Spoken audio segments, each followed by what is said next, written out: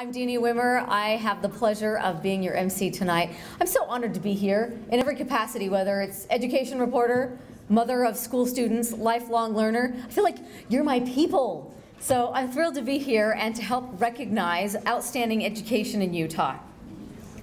As a sign of tonight's, the importance of tonight's event, we are honored to have Governor Gary Herbert and his wife Jeanette with us here tonight to help celebrate your accomplishments. We look forward to hearing from him. In addition to that, we are honored to have representatives from the Utah State Board of Education here tonight. Will board members please stand and be recognized? Don't be shy. They do so much to support and help this program.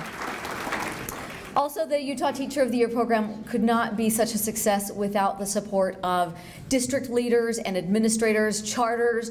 If you are representing a charter or a district, would you please stand so we can welcome you here tonight as well.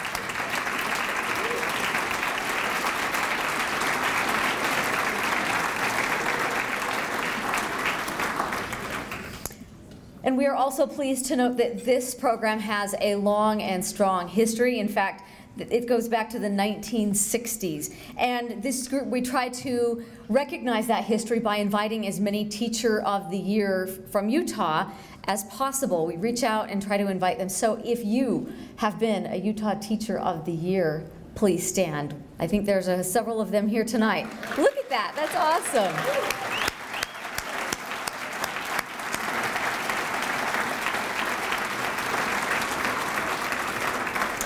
Also with us tonight are the nominees for the 2020 Utah Teacher of the Year. You saw their grand entrance down the stairway. I got here and I almost walked down that stairway and it's like, oh wait a minute, this is their entry. So I hurriedly made my way to the elevator. But they did deserve that grand entrance, and we'll get to know a little bit more about them tonight. But will the nominees for 2020 Utah Teacher of the Year please stand so we can officially congratulate you.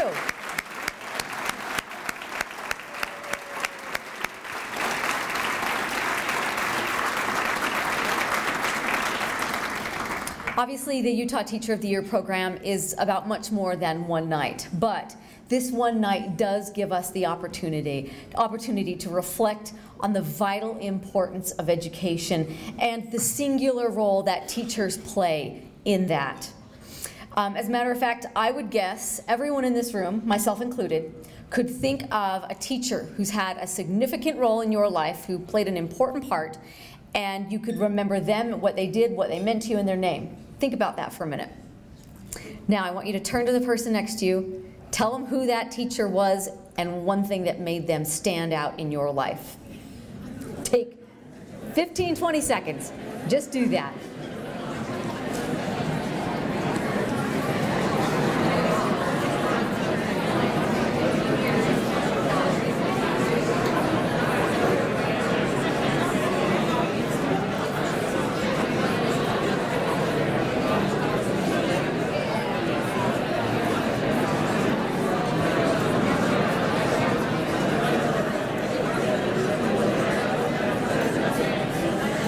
Okay, now I suspect you're naming more than one.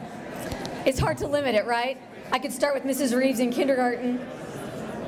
I could go to my English teacher who's now a legislator. Anyway, this room is now filled with memories and thoughts of outstanding educators who have made a difference in your life. This room is also filled with educators here tonight who dedicate their lives to helping our Utah children. And that is so important and so praiseworthy that we want to make sure all of you know how happy we are that you're with us tonight. A little bit more about tonight. Teachers, we know, play such a significant role in a child's education. The education of our youth is central to the success of our state and our nation, and no one knows that more than Superintendent Sid Dixon. She started her lifelong, I thought this was very interesting and I didn't know this, she started her lifelong commitment to public education in a two-room schoolhouse educated by her grandmother. That that rural beginning sparked a love of learning that went on throughout her whole life, a love of exploration, a pathway that led to a career in education. And that pathway has included classroom teacher, school counselor, school and district administrator, and various roles at the state board. She particularly loves being in the classroom where the magic of learning happens, and she always looks forward to her fall listening tour every year. Everyone, welcome our great superintendent, Sid Dixon.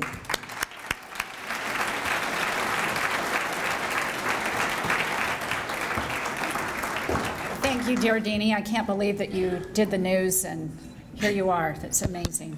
So welcome to our party. It's all about excellence in teaching and what a party it is every year, and it just seems to keep getting better, in large part because of Robert Austin. So I want to take point of privilege and recognize Robert and our staff members who have helped put this evening together. Karen Tolley, Mark Peterson, Brian Christensen, and Barb Puentes. Would you all stand so we can show you appreciation for your work?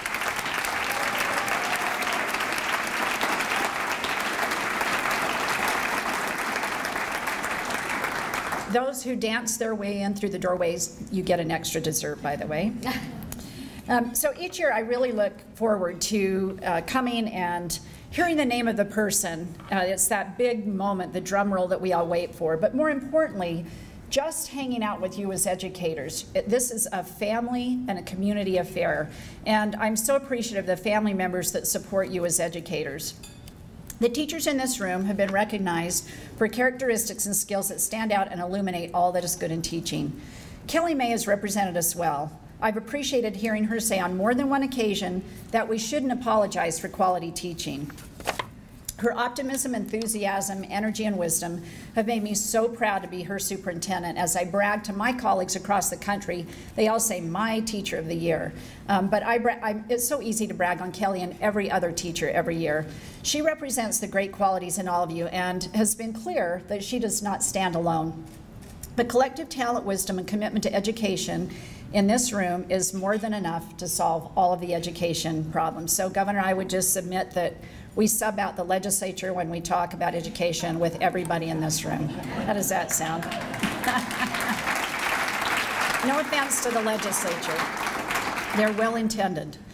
In fact, the potential that comes from this connected community of educators is poised to transform education in ways that allows for each student to succeed and lead. This transformation is part of our board's strategic direction, and we've established goals and strategies to get there by focusing on early learning, personalized learning for teachers and educators, effective teachers and leaders, and safe and healthy schools. Our collective goals are based on quantitative and qualitative data that actually includes teacher voices. I'm very optimistic about the current and future public education, knowing that we have legions of educators out there ready and willing and able to do the work. Lately, I've been thinking a lot about this idea of social connectedness. You know, we're a profession that's raised in isolation, and if you think about visually our schools, we go into a classroom, we may or may not shut the door, but we teach solo with a room packed full of kiddos. So I've been thinking a lot about this important concept of social connectedness, and I think it's imperative to the success of our young people. So I want to illustrate this with the power of, I want to illustrate the power of connectedness through a true story about the miracle of the mangroves. I'm not used to having a script. I had to write everything down because I wanted to get it right. You know, I just wing it most of the time, so forgive me if I stumble a bit. In 1935, in a jungle in Southeast Asia, a biologist far from his home in Washington State looked out over the lush, alien landscape lining the snake-infested waters at dusk as his boat slowly drifted along the river. Dr. Hugh Smith looked up at one of the mangrove trees, and suddenly the entire canopy glowed as if a lightning bolt had shot out from the tree instead of striking it. All went dark, leaving a burned image on his vision. Then lightning, as it sometimes does, struck twice. The entire tree glowed again and went entirely dark twice in 3 seconds. Next, all of the trees along the riverbank suddenly glowed in unison.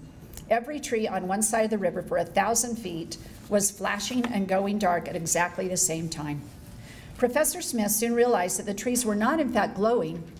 Rather, they were covered with a critical number of bioluminescent lightning bugs, all illuminating at the same time. Now imagine how excited Professor Smith was to go back and share this phenomena with his colleagues. And unfortunately, biologists, mathematicians, and entomologists all claim this phenomenon was physically, mathematically, and biologically impossible. Yet it wasn't. It turns out this puzzling behavior serves as an evolutionary purpose for the lightning bugs. Published researchers later found that when lightning bugs light up at random times, the likelihood of a female responding to a male in the deep, dark recesses of a mangrove forest is only 3%. But when the lightning bugs light up together, the likelihood of females responding is 82%. The success rate increased by 79 percentage points when flashing as an interconnected community rather than individuals. So what does this have to do with Teachers of the Year? Well, I think it has everything to do with how we work. It illustrates the power of collective purpose and intentional collaboration for improved outcomes. The phrase, the power of one, is often used. We use it with students, we hear it in the workplace, we hear it in the media, and we use that to illustrate the power that each of us holds to make a difference in the lives of the world, in the lives of young children, and always make a difference in the world, using that phrase. So imagine the exponential power we have when we all work together. So tonight, I'm calling on our collective potential to spread optimism about the teaching profession. Teaching is not a profession for the faint of heart. Those of you who are teachers in the room and family members certainly know this. It is really hard work. It's full of challenges, hardships, ups and downs. We are all keenly aware of teaching shortages, inadequate resources in many of our schools, mental health issues of students and educators, work-life balance, and we could go on with the list. However, I truly believe that by illuminating the positive together, we can fill our classrooms, our hallways, and our homes with joy and happiness in our purpose. I'm not suggesting that we sugarcoat the present issues in our schools, because as soon as we do so, people stop listening to us and they stop trusting us. Like the collective of the firebugs, we can take a realistic assessment of the present situation while being optimistic about our ability to impact change for improvement. Optimism, resiliency, and social connections are keys to student success and must be modeled by us as teachers and education leaders. The potential each one of us has to positively impact the life of a child is worthy of note. It's why we show up and do our jobs every day. It's certainly why I show up every day, although I do have awesome colleagues. Through our collective connectedness and commitment to improving the lives of young people, we have what best-selling author Sean Aker calls big potential. The research of Mr. Aker and his team discovered that first, our potential is far bigger than we are. More importantly, our success, well-being, and performance are all connected to people around us. They found that the traits that contribute to personal success are linked in such a way that when we help those around us become better, we raise not only the performance of the group, but that of everyone in it. When we work to make others more successful, we take the limits off of our own success. So I'm going to end with a confession and then come back around to reiterate my challenge. You know, I'm not a frequent user of most social media sites, but I do like Twitter. And long ago, I turned off notifications for Facebook and for Instagram. I don't have many accounts on many things. I stopped using a lot of them a long time ago, but I left the notification button on Twitter. I'm not sure why I did this, but you know when you get a like and you start seeing those numbers pop up in that little red circle, for those of you that use Twitter, it makes you feel good, like your endorphins are on fire. So, you know, I started noticing that my purpose for using Twitter changed. I used to use it to look at instantaneous sports scores, the latest news. You know, you get everything in sound bites, and I love to find great education stories and retweet those out or tweet about something I'd seen in a school. But that shifted, and I started looking at that little red dot and the numbers that were happening there. So when I came to the realization that by turning off notifications and liking others instead of focusing on being liked, I now spend less time on Twitter. And when I'm there, I'm using it for the purpose that I started off on, and that was to really learn from what I could find there. I had to change my mindset and then change behaviors in order to have a lasting positive change in my use of social media. So that was my confession. Now I want to come back to my challenge. It's my firm belief that shifting our mindset to one of persistent optimism and engaging in daily intentional positive behaviors will illuminate education systems, specifically ours, to one of happiness, leading to greater success. This seems counterintuitive to the oft-used narrative of success leads to happiness, but research shows the opposite, that happiness actually leads to success. So practicing behaviors of optimism is pretty simple. It's a smile, a daily positive note to a parent, a student, a colleague, or a family member, a kind word, starting each day with something new to be grateful for, praising the work of your peers, or starting and ending the day with positive thoughts. There's actually research about you should never, for the first 30 minutes of the day or last 30 minutes of the day, let a negative thought enter your mind. It affects your health and your sleep, so just think about that thing. So using our big potential, let's illuminate the best parts of teaching while collectively impacting change that will last on behalf of the students we serve. I congratulate all of you on your achievements, and I really look forward to a bright future knowing that our students are in your care. Thank you, and congratulations to everybody.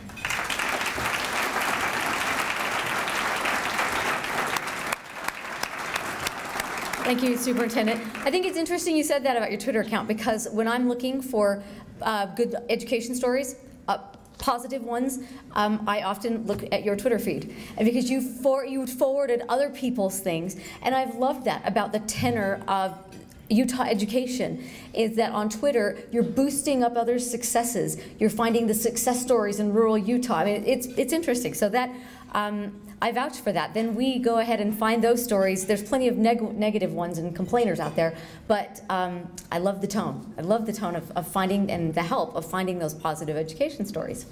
You'll notice from her biography the lifelong dedication that Superintendent has made to education and the years that she has spent. And if you collectively look at our 27 teacher nominees and do the math, I didn't do the math. I'm a disappointment to my math teachers, but someone did the math and figured that there was 437 years of teaching experience. That equates teaching thousands of students across the state, changing thousands of lives across the state. The Utah State Board of Education tries to lift up the teaching profession. The board works to promote and to retain teachers, as we've talked here about tonight, the difficulty of doing that. This is a perfect opportunity for that. The Utah Teacher of the Year program helps to celebrate teachers. And let me give you an idea. Beyond tonight, there are many leadership opportunities that will come over the next year. The winner will attend a special conference of all the nation's teachers of the year. He or she will be a guest for a week in Washington, D.C., where they will meet leaders and policymakers. They will be invited to the White House. They will attend a national education policy conference and even go to space camp to learn about leadership and hopefully to have some fun. And then you will be part of a small party, but a mighty group of teacher leaders in the chapter of the Utah State Teachers of the Year. And we've seen just by how many of you are attending here tonight. That's impressive, and it's a core group that is active and still involved. So those are just some of the things that you have to look forward to as part of this recognition. We are honored to have the governor of our wonderful state of Utah, Governor Gary Herbert, with us tonight. He's currently the nation's longest serving governor, and in that role he's met and congratulated a lot of our Teachers of the Year.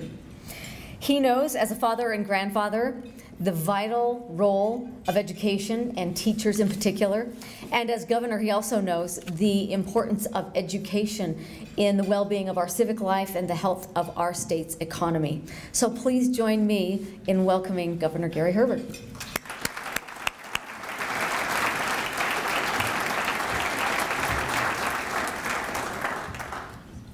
Well, thanks, Deanie, and I am honored to be here with all of you on what I consider a very wonderful occasion as we honor 27 of our best out of approximately 30,000 teachers in our state and offer our congratulations and best wishes and for your good example and for the good work you're doing in the classroom.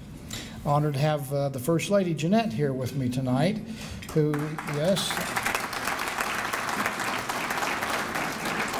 she's a teacher in her own right. I think we're all teachers in some capacity, whether we're instructing or whether we're just by example. But Jeanette has an initiative that you should all be aware of on parenting. And parents really are the primary teachers. That's their role. And yet, I know our 6 children didn't come with any instructions. And so sometimes we reinvent the wheel, but her initiative is designed to help parents, no matter what the kind of family you come from, to help them be better parents and teach them some of the skills necessary.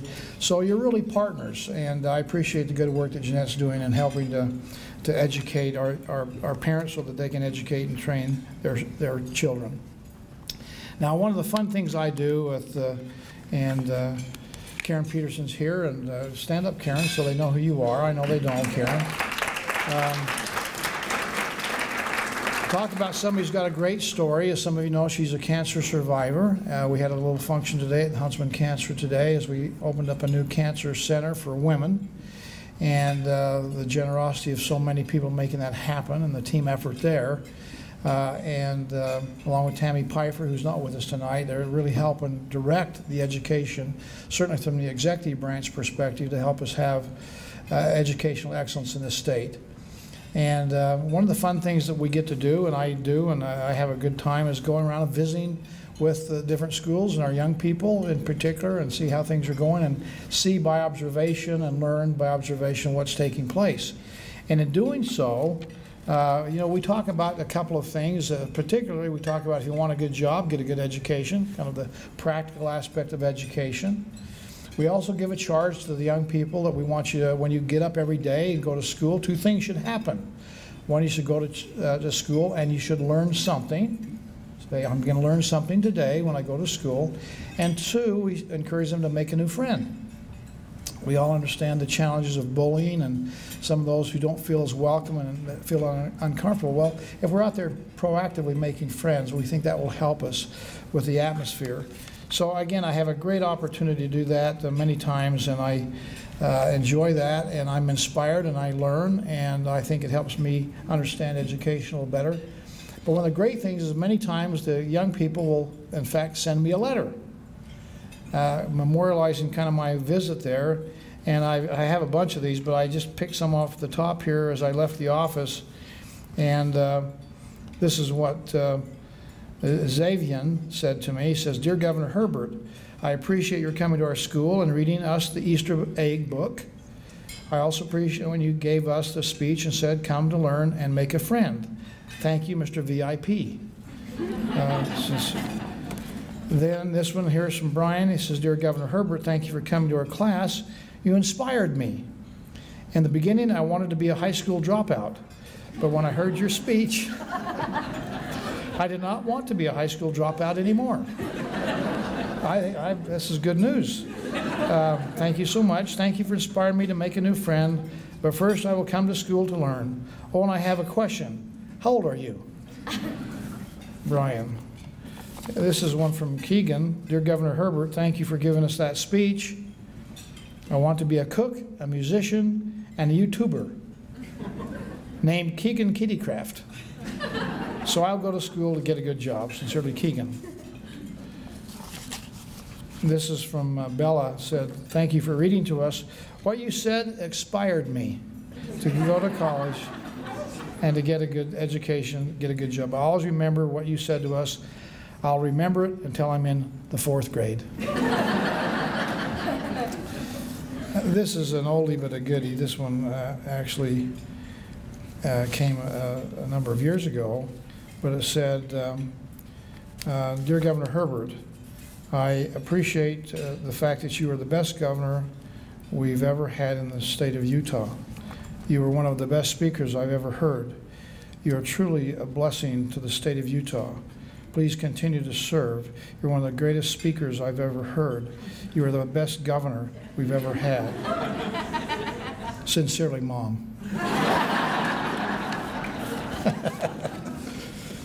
Well, again, it's inspiring to see what's being done in the classroom and see the response of our young people. We have the opportunity to help mold these young people into the leaders of tomorrow, and they are our future. We all know that.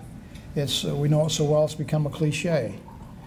When we were asked to think about somebody who's impacted us as a teacher, it's hard to just think in terms of one teacher only.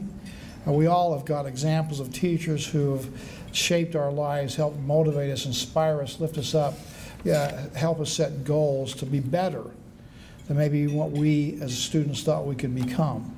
And I appreciate those teachers who thought, you know, maybe there's some little spark of something there, and Gary Herbert along the way, with the help of my parents, lifted me up and helped me to become a little bit better than I would have otherwise been. Let me just mention two last things in closing. I appreciate the progress we've made. I sometimes think in the state we forget we're on the same team. This is not us versus them. Sometimes we feel like that, whether it's me in the executive branch with the legislature, is it us versus them, or are we on the same team? Maybe we have different roles. We probably have the same goals and desire for outcome. Maybe we differ on how we get there and what the process is, but we're all on the same team. And I hope that we remember that, and in doing so, find ways for us to come together on common ground and get better results. We set a goal to become the best performing economy in America. And you know what? In spite of the naysayers, we achieved it. We are, the last number of years, actually about 4, we've been the best performing economy in America, the most diverse, healthy economy in America. We just got another report out where we've created more private sector jobs per capita in the last 12 months than any state in America. We also then have recalculated and said, you know, if we're going to be the shining star on the flag, the Wall Street Journal talked about us, Utah, the shining star on the flag, pretty high praise. We all know we've got to have a good education. We've got to have a labor force. We've got to have a society that has skills, that has understanding that comes with education. Or else our star is not going to shine as bright as it's capable of doing, certainly not as bright as it is doing now. So the work is for all of us to continue to build upon the past and make the future even brighter. I'll just mention, when we set the goal to become the best performing education system in America, and the results, because of the good work of you, the teachers, in conjunction with parents and others, you know, our superintendents, our school board members, all working together as, guess what, a team, the results have been pretty dramatic. And I appreciate the fact that under our National Assessment of Education, our 8th grade students now rank 1st in the nation in science, and our 4th grade students rank 6th. Our 4th and 8th grade students now really are on the cusp of being in the top 10, not quite number 1, but we're right there getting close in math, reading, and science. Our AP, we're at the top of the list of those who participate. Our ACT test scores are in the top 5 in the nation when you compare us on a comparable apples with apples comparison. Our graduation rates are up since I became governor, thanks to you, about 11%. And again, I like the trend. We're not where we want to be, but I do note that the U.S. News and World Report ranked Utah number 3 in the nation when it comes to its education system. So people are taking note and are saying, you know, what they're doing in Utah, the results are quite remarkable. Now, we all know that's because of talent in the classroom and attentive parents and students that want to learn. But they come in all shapes and sizes and packages. And I've said many times, you've heard me say it, and that is, it's not all about the money, but it is some about the money. And I appreciate the fact that with your help, we're really getting a great return on the taxpayer's dollar in investment. That being said, we need to invest more. I'm pleased with the results we've had. We set a goal here 4 years ago to have a new $1 billion of new ongoing money in public education over 5 years. With the budget we put in place this past year, starting now, we have over $1 billion a year early. So in 4 years, we put another $1 billion, which means totally, in the last 10 years, we've put about $2 billion of new ongoing money into public education. Now, is that enough? No, but it's a good start. It's a trend in the right direction. So again, as we work together, as we heard Superintendent Dixon talk about, it really is a matter of us working together, recognizing we are on the same team, and together we can do a lot more. So my commitment pledge to you is to continue to be an advocate for education, recognizing that we're not going to be successful as a state economically. Society will be benefited with more education. We'll be able to achieve new heights in the future and be able to compete and be the shining star that we are in this country. I can tell you, Utah more and more than ever before is the good example of what states can do and accomplish by working together. The U.S. Chamber of Commerce, in talking about Utah, mentioned that the spirit of collaboration and cooperation is found in greater abundance in the state of Utah than any place in America today. That's what we need to do to raise education to new heights, new opportunities. So congratulations for all the efforts you put forward to make us a successful state, certainly in education. Again, we congratulate the winners that are representative of really all of our teachers, and raising the bar and being a good example of the rest of us to become better teachers. I know I've got room for improvement. Jeanette reminds me about it every single day. You can be better, Gary. So thank you very much.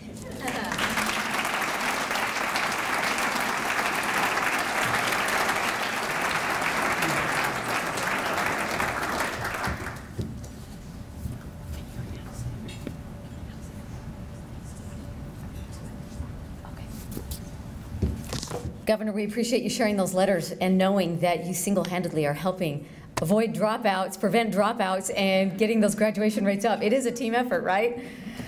Thank you for those comments. We want to just take one moment and thank all of our sponsors tonight. You'll see them in the program. We're so grateful for their support and for what they do to help make this possible. We want you now to take the time, if you haven't started already, please enjoy dinner. Take a moment, eat, and we'll be back here in just a few minutes. If you have a special menu request that's in your name tag, chicken, salmon, whatever, will you take it out and put it by your plate so that the servers can see that more readily? And we'll be back in just a few. The State Board of Education is also pleased to honor and support this program. And representing the board and helping to welcome the nominees to the stage tonight will be Chair of the Utah State Board of Education, Mark Huntsman. Now, as I introduce the 2020 Utah Teacher of the Year nominees, I would ask that Superintendent Dixon and Chair Huntsman come to the front and help give a handshake, one of these awards, and pose for a picture with our nominees. And so each of you, as I call your name in your district, please come on over here. You'll get, again, your award, take a picture, and then go back down. And let's see if there's any other business. Yeah, it's part of the token of our appreciation. Every nominee is receiving an engraved award from O.C. Tanner. So the picture will be right here. Does that hopefully make it clear for everyone what we need you to do? So we've seen some of your pictures up here during dinner. And go ahead and I hope I say all the names wrong. If I don't, correct me, because I want to get it right. And Dean, you can invite board members as well. Oh yes, board members. If any board members wouldn't mind also coming to the front, we'd love you to be here for pictures and to be part of the recognition.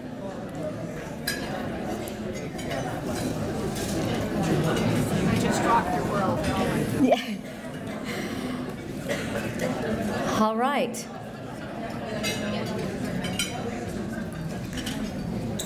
Yeah, thank you.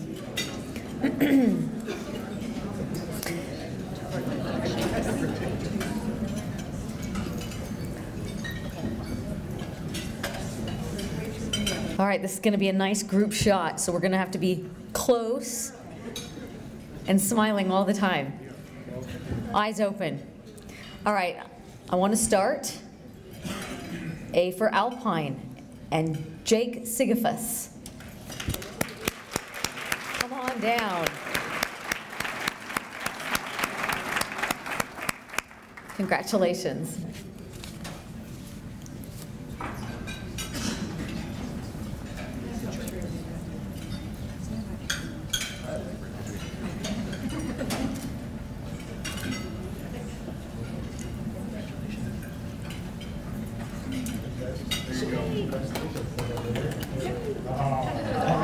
There we go.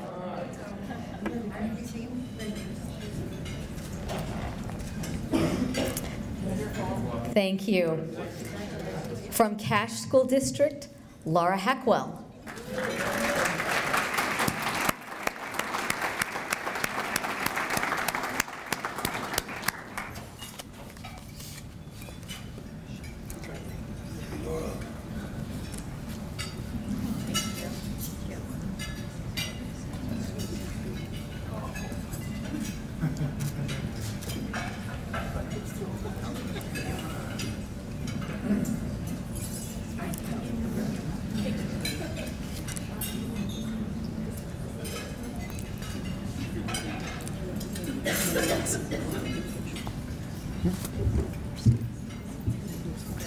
Okay. From Canyons District, Jessica Buse.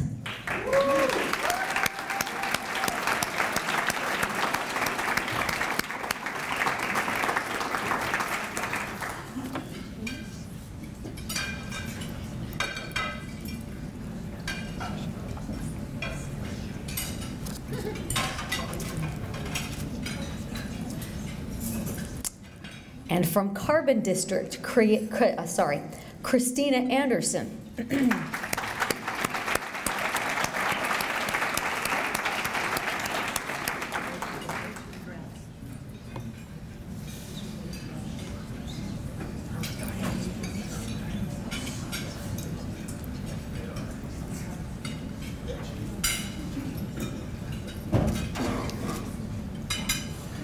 Daggett District, Carol Slough.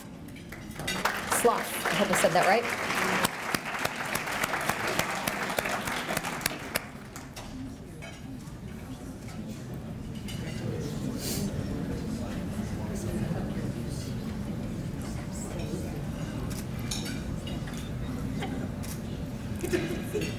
From Davis District, Kelland Davis.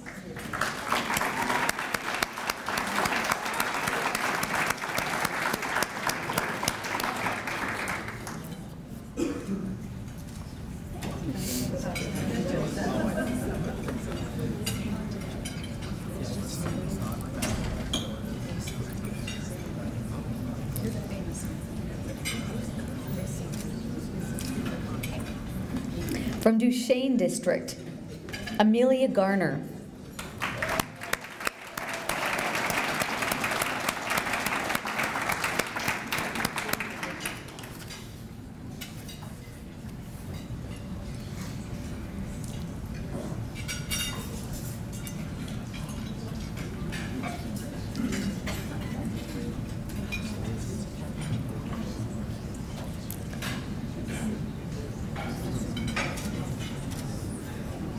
From Emory District, Gayleen Irwin.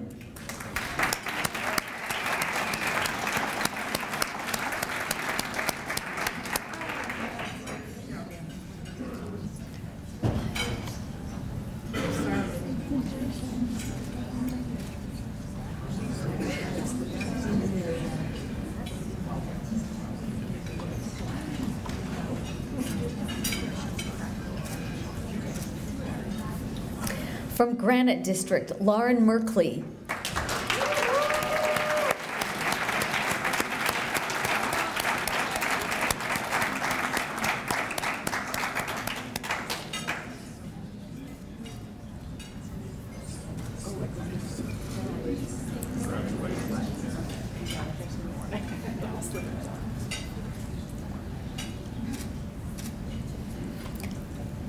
From Jordan District, Rochelle Smith.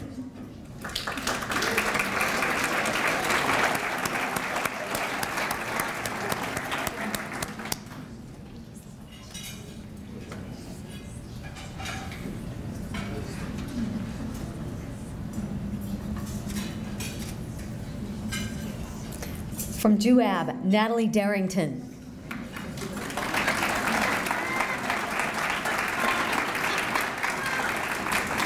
Natalie? Okay, we'll move on. From Logan, Andrea Melnick.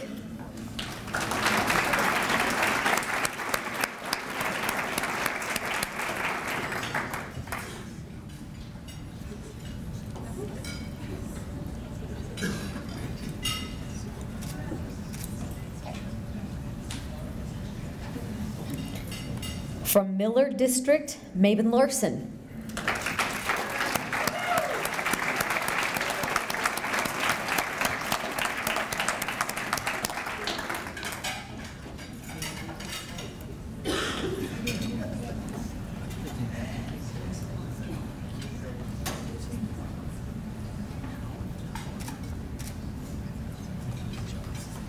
Monticello Academy, Cassandra Sue Snell.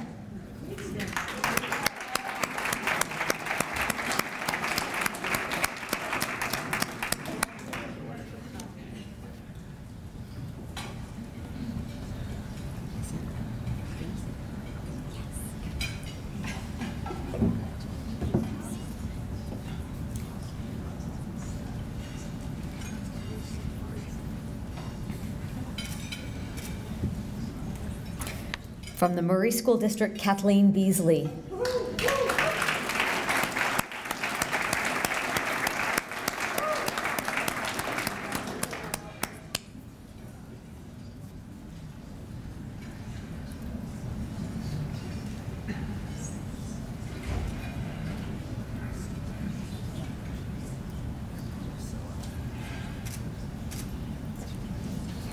Nebo School District, Laurie Hansen.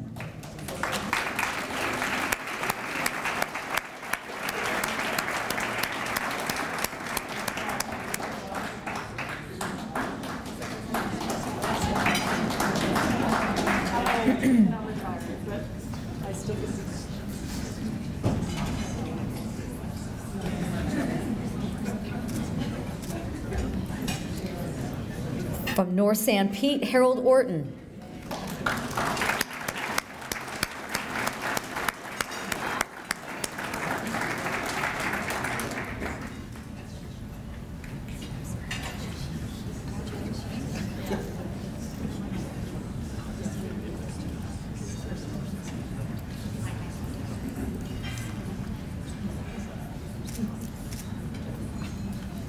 From North Star Academy, Jamie Van Leuven.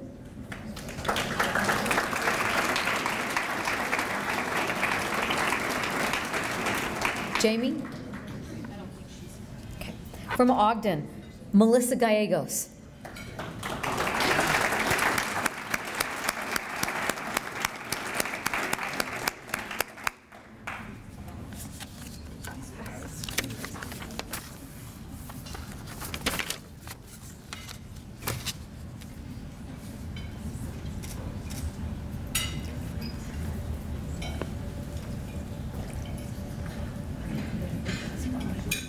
From Provo, Xaviera Ma.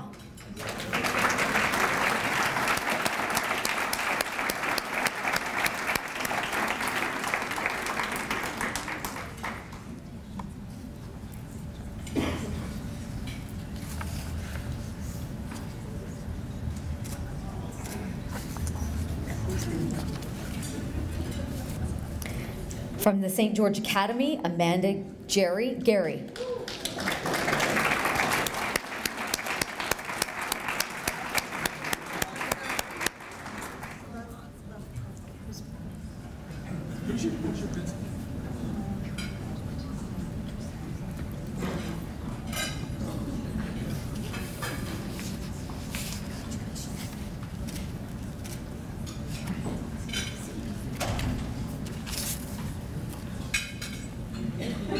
From Salt Lake City, Rebecca Richardson.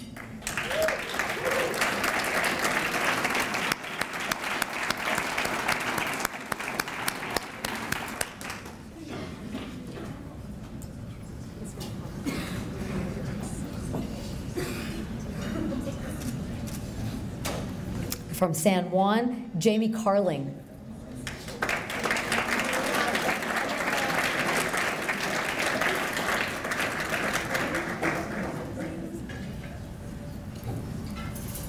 No, Jamie? Okay. Scholar Academy, Katrisa Bischoff.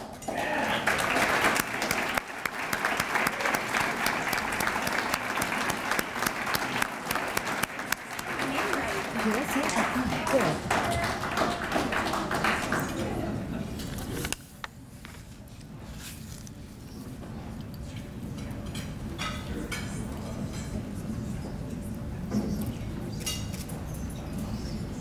From Tooele, Holly Williams.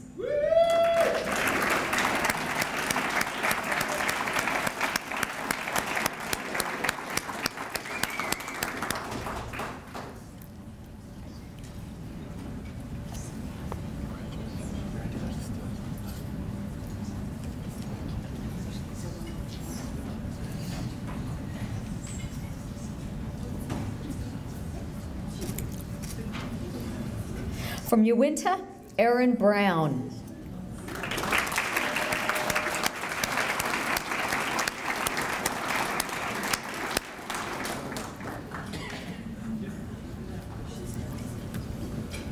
From Weber, Skylar Kendall.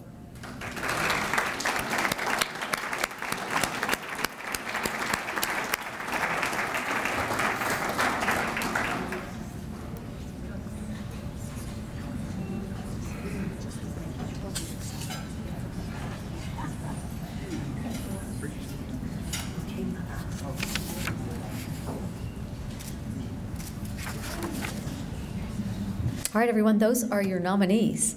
What a wonderful job. Congratulations to all of you.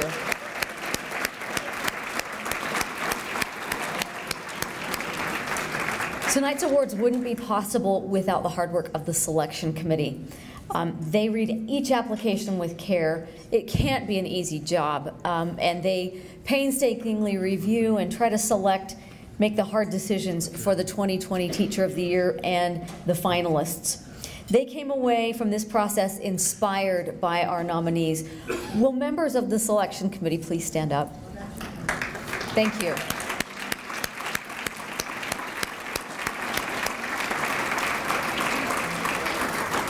One person who knows firsthand from that selection committee what's in store for this year and how difficult the selection process can be is our Teacher of the Year. Please join me in welcoming the 2019 Teacher of the Year, Kelly May.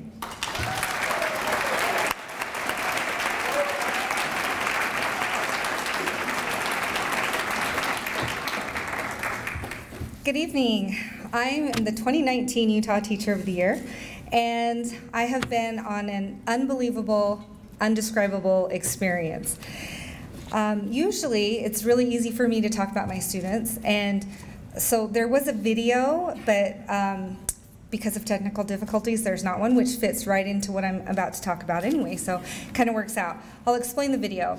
At the induction, we were at Google in Palo Alto, California, and one of the later days, we were told that we were going to be in front of a camera and that we could talk about some topic that we want to talk about. So students, of course. And I ended up talking about how I think that teachers need to really enjoy their students, find a genuine interest in them, and build relationships. What they didn't tell us is they didn't really prepare us. They just kind of said, you're going to do this. And then they said, well, you'll be answering one of the prompts. And I said, what prompt? And I usually don't have a, difficulty speaking, and they said, well, you should have received 1 of 3 prompts, and I said, well, I didn't receive any prompts, and you need to talk for at least, you need to talk consistently for like 3 minutes and not stop, and they're telling me all of these things, miking me up, and I was pretty uncomfortable, and I was one of the first ones to go, and I just felt so unprepared. It was probably one of the most awkward moments of this whole year. And what I wanted to say about it though is that I got through it because what did I do? You wing it, right? Teachers all know about that. Sid talked about winging it, and that's kind of what had to happen. But it wasn't just winging it. It was winging it with the support of my 56 new best friends. And them saying, don't worry about it, you've got this, you can do this, it's going to be fine. And then when I did get through it, to go back in and say, it's going to be fine, you've got it. And they actually scrambled to find the prompts to let the other people, the other 50 people that hadn't gone yet, a chance to look at them before it was their turn. So I want to talk about power. And educators are a powerful bunch of humans.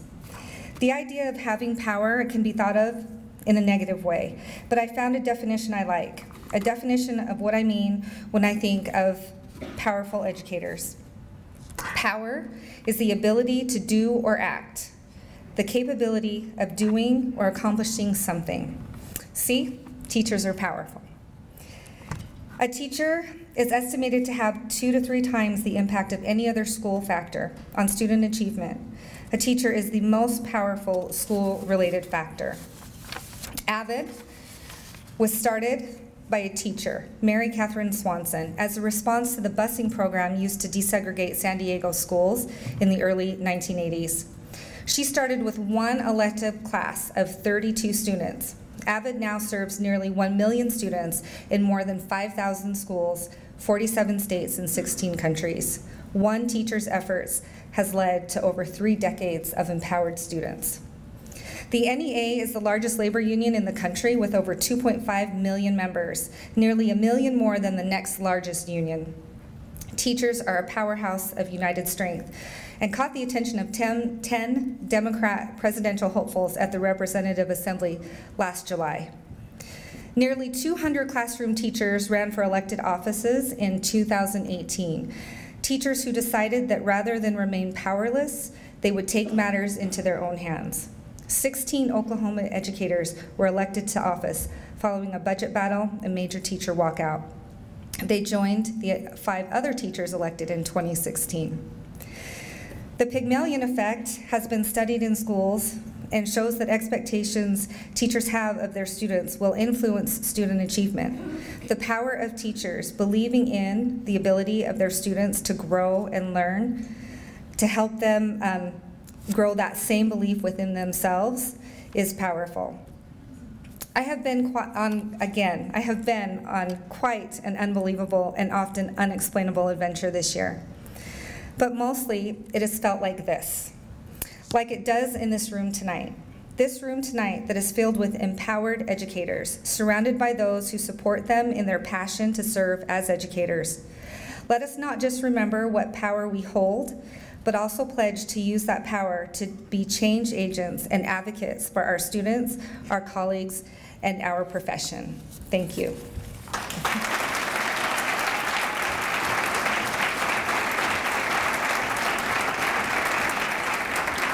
Kelly, thank you. So as you can see, the Teacher of the Year is going to have a whirlwind experience and quite a memorable year. Before we announce the 2020 Utah Teacher of the Year, let's meet the 5 finalists in these videos.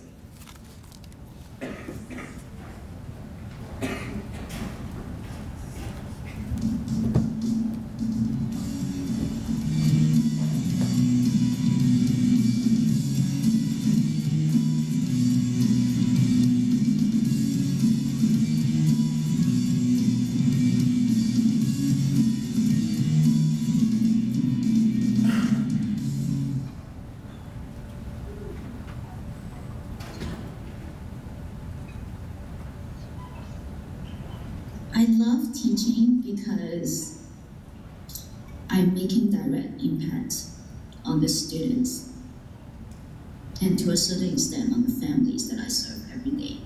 Not just giving them lots of knowledge. I love making them curious about what they going to learn. I love keeping that or instilling that love of learning and also curiosity in my students. They are very clear that I'm a teacher that have high expectations on them. They all know that I believe in them and they could all do much better than where they are at.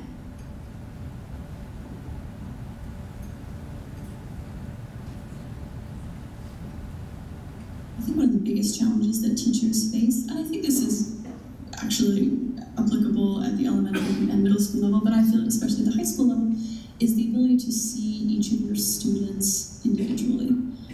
Especially in an age where we're moving towards things like proficiency-based grading and where we are trying to open up learning pathways so students can identify and demonstrate learning in different ways. It is incumbent upon us as teachers to know where our students are, both in their learning process as well as who they are as individuals. And I find that one of the most challenging aspects of teaching, given the sheer number of students I have, which can be close to 190, and given the sheer demands of a curriculum, to be able to understand, I have 32 faces in this room, and I need to know where they each are on the path of learning this skill, and also I need to know who they are and what they're struggling with outside, so that I can motivate them and accommodate them. So if they're here on their path, I can move them to here.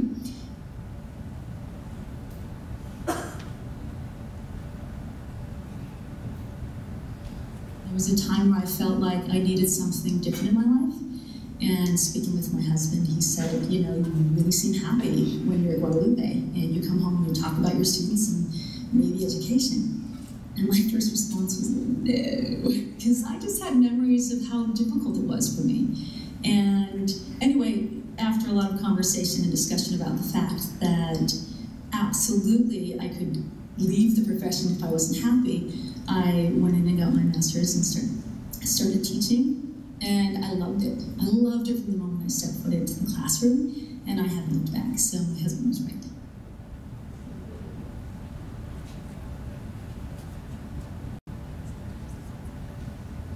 There are a lot of real challenges that teachers face. Teaching is a hard job. There's a lot that's expected of teachers, and to be a truly effective teacher, you have to go in each day really ready to teach. You have to be prepared, you have to be enthusiastic, you have to, at the end of the day, reflect upon what happened and be honest with yourself when you recognize there's areas where you could have done a better job, and then you need to think, what can I do the next day? What I try to do is to reframe it and think, but I am here each day to try to make things better for my students. And I'm trying to give them the skills so that they can make things better for themselves. And so I think that's the way that we as teachers can stay excited about what we do, is by thinking about all the opportunities that there are for us and ways that we can help kids.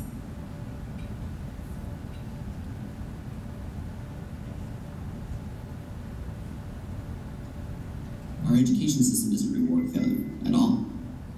Oh, you got the score wrong in this test? Cool, your grade is lower forever. Oh, this is a first term concept and you learned it in third term? Well, your grade in first term stays the same and your grade in second term is a little bit lower too. We need to change our mindset on failure and appreciate the opportunity to get it wrong, because it's the precursor to getting it right. I've learned that I'll see potentials and good things in all students, whether they are from a rich family, whether they are from families like I was, things like that. So that's how I see them equally, and I look for the strengths and potentials in them, and then I help them, and then I encourage them to take risks. So 2 years ago, I was a participant in a National Endowment for the Humanities summer seminar in Amherst at Amherst College for 4 weeks, and one of the most enriching parts of that was the opportunity to be a student in a truly sort of intimidating atmosphere. The experience of being a little nervous, of struggling with some of the reading, was incredibly informative for me as a teacher, because I suddenly had this experience that generated so much more compassion for my own students. And so I decided to actually share this with my students at the beginning of the school year, was to say, I had this experience, and I want to empathize with you. I want you to know that I see you as a human here, and that this is hard. It is hard to take a risk. It is hard to step out and put your ideas on the table sort of vulnerably, but that this is a place where that will be met with love and welcoming and kindness. It will also be met with challenge, but I want you to know that I remember that and that I am not far from that experience. My experience with my students, they care. And they care deeply, and they care passionately. Also, they have that youthful hope. They believe in possibility, and they're endless in their creativity and in their fight to try and solve problems that seem insurmountable.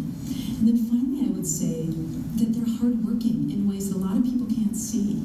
And yeah, they're young, and yeah, they're loud sometimes, and they're going to make mistakes, but we have in front of us an extraordinary group of youth who have the potential to change everything in the best of ways. The first steps to technology use that you often see in the classroom are the teachers recording themselves or the students recording themselves, and we've got all this consumption level work. What we want is we want to move into production-oriented work.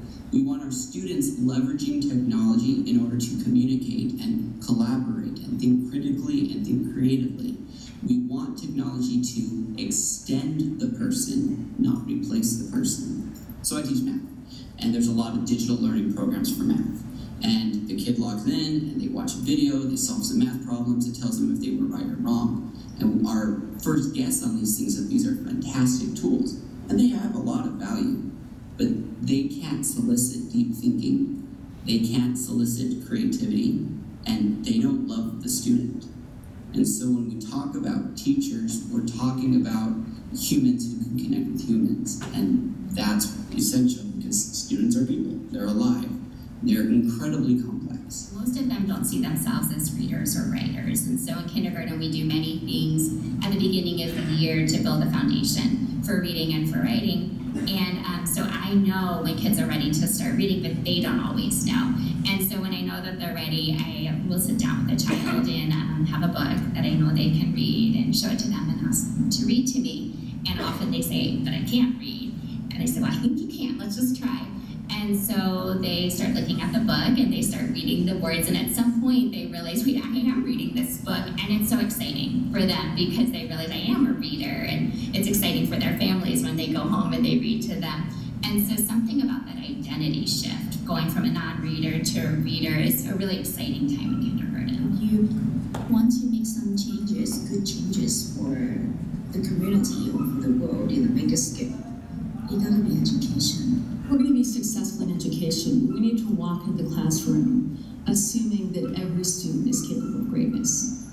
I do not have a monopoly on meaning. I do not have a monopoly on knowledge. We're giving the students some room to move around, and that fluidity is beautiful and is where the magic of the classroom happens. We have a magic bullet in education. It's the teachers. There's amazing things happening.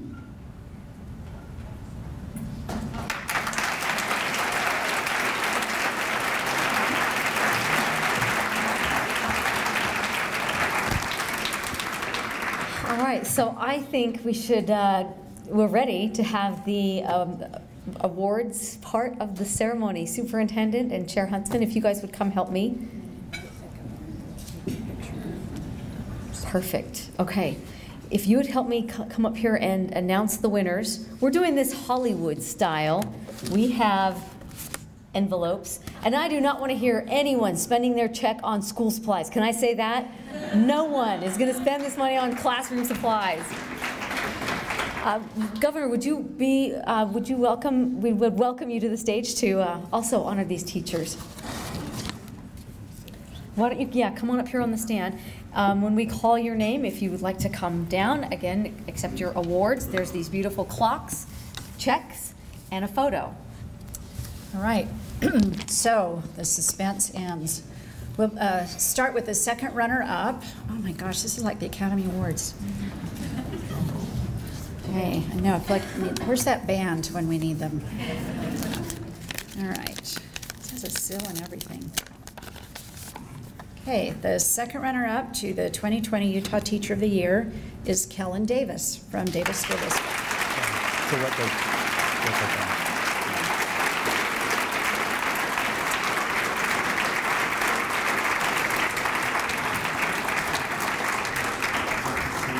Kelland receives a check for $3,000 and a lovely token, a clock, to show our appreciation for him.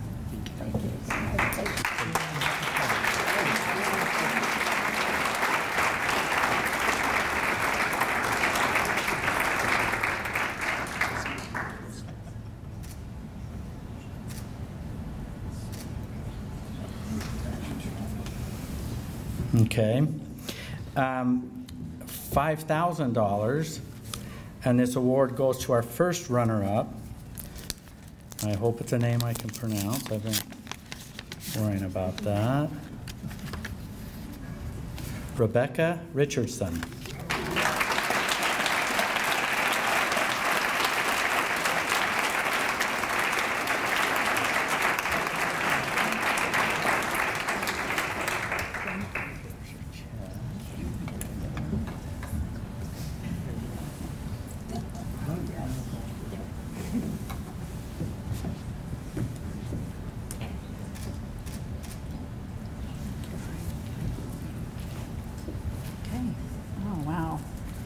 We need a drummer, right? Yes. Yeah, I know. I think the governor's been in a band. Yeah. Keyboard, okay. Well, while I'm opening this, I just want to thank all of the nominees and the finalists. Watching that video, just, oh my goodness, how amazing our teachers are. And I'm just so proud that any one of you could serve us so well. But somebody has to take home the big clock and the big prize, and then the work begins. So this year, we'll award the 2020 Utah State Teacher of the Year Award, and I believe it is $10,000. Did I get that right? $10,000. And our 2020 Utah Teacher of the Year is Lauren Merkley from Granite School District.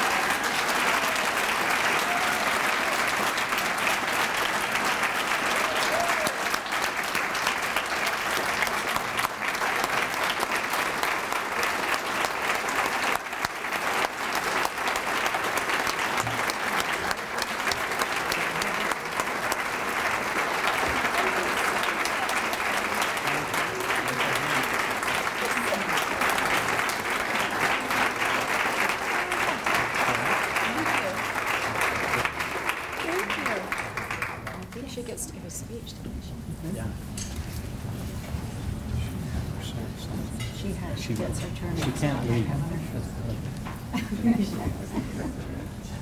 All right. And one more for a tweet. Yeah. Perfect. Which I will like.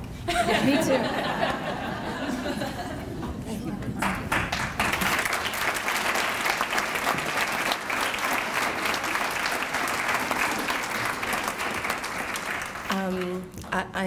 I'm shaking. I'm glad Kelly said something about winging it.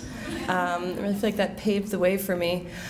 I am overwhelmed. I'm surprised, honored, touched. I feel unworthy, but I am so grateful to the people that have supported me along the way. My husband is here, who's my champion in all things. Yeah, can we give him a round of applause?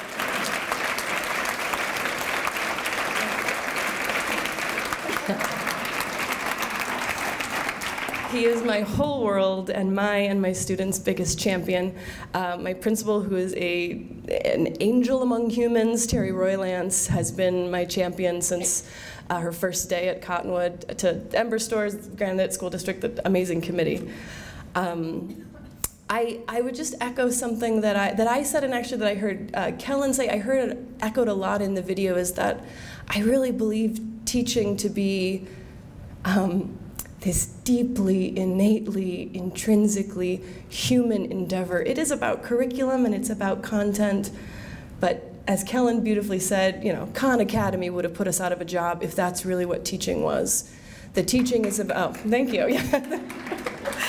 I mean, really, it is about the magic, the alchemy that happens when humans are connecting around an idea, around an insight, around an ability.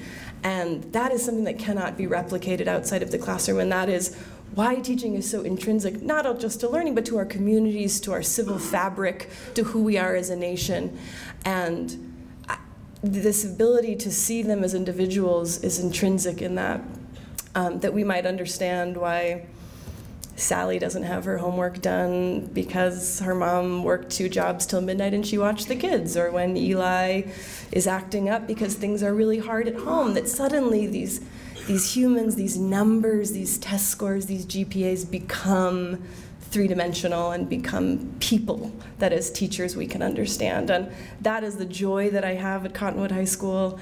I feel privileged to teach there, and I feel incredibly overcome right now. So thank you so much. My heart is full. Thank you.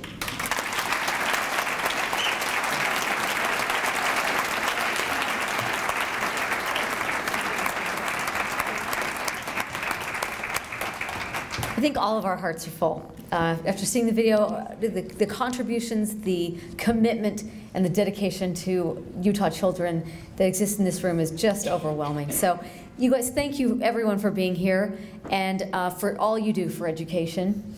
We are going to continue the celebration out in the lobby where we can have some music, some dessert, and a chance to take more photos and to renew acquaintances. Thank you all for being here again. It's been a great night.